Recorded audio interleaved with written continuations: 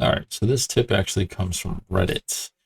Got a lovely picture here of, I guess this guy is pissing in the wind. Bro needs to drink more water. But the part I want to focus on is actually here. Did you know that you can pixelate your textures inside Blender just by putting a vector math node set to snap after your mapping node? So let's give it a test. I have this model set up here, and I've isolated the texture on a plane just so you can see the effect a little better. And we're going to pull up the shader editor, and let's give it a go. After the mapping, let's set a math. All right. Set it to snap.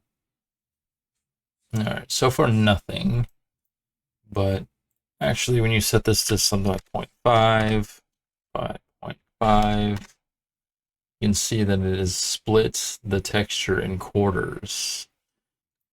That's really interesting. So let's set it to 0.1. 0.1.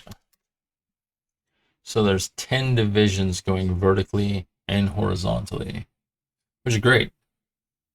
A little lower now. Let's do 0.01, 0.01. Look at that. This texture here. Control Shift click on it to isolate, and that way we're only viewing the texture itself. And yeah, we can see that it is actually pixelating, which is really cool. So now if you want to make something that is, say, I don't know, PlayStation 1 era or PlayStation 2 era, you want like a 512 texture, go to calculator,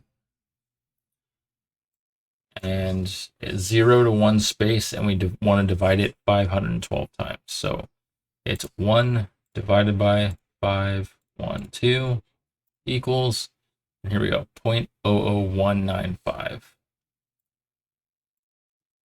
0.00195. 0.00195.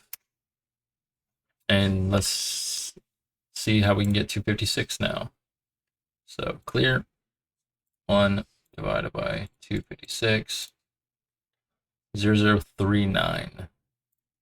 0.0039, 0.0039. There we go. That is a, yeah, I just thought that was a really interesting tidbit. That's about it. See ya.